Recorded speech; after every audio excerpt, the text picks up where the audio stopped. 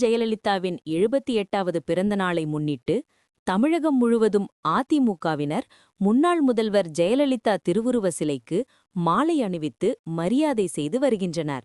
அந்த வகையில் திருவாரூர் மாவட்டம் மன்னார்குடியில் ஜெயலலிதாவின் 78வது பிறந்த நாளை முன்னிட்டு அதிமுக, அமமுக சார்பில் சுமார் 600க்கும் மேற்பட்டோர் 2 சக்கர வாகனத்தில் தேரடியிலிருந்து பந்தலடி, மருத்துவமனை, ருக்மணிபாளையம் வழியாக பேரணியாக முக்கிய வீதிகளில் சென்று முன்னாள் முதல்வர் ஜெயலலிதா எம்ஜிஆர் சிலைக்கு மாலை அணிவித்து மரியாதை செய்தனர்.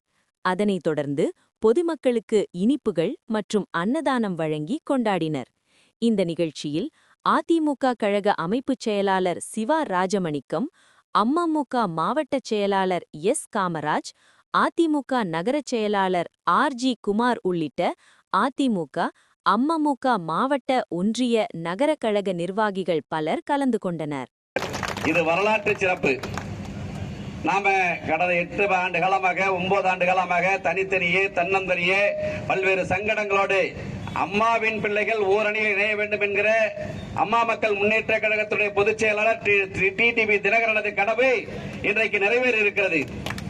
இதே கருத்தை 2021ஆம் ஆண்டு கழகத்துடைய அம்மா மக்கள் முன்னேற்ற கழகத்துடைய பொதுச் செயலாளர் திரு டிடிவி தினகரன் அன்றைக்கு வலியுறுத்தினார்.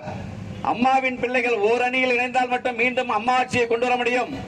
அம்மாவின் பிள்ளைகள் ஓரணியில் இருந்தால் மட்டும் புரட்சித் தலைவர் எம்ஜிஆர் ஆட்சியை கொண்டு வர முடியும் என்கிற வேண்டுகோளை 2021 வைத்தவர். செய்திகளை உடனுக்குடன் தெரிந்து கொள்ள லைக் பண்ணுங்க, ஷேர் பண்ணுங்க, சப்ஸ்கிரைப் பண்ணுங்க, மறக்காம கமெண்ட் பண்ணுங்க.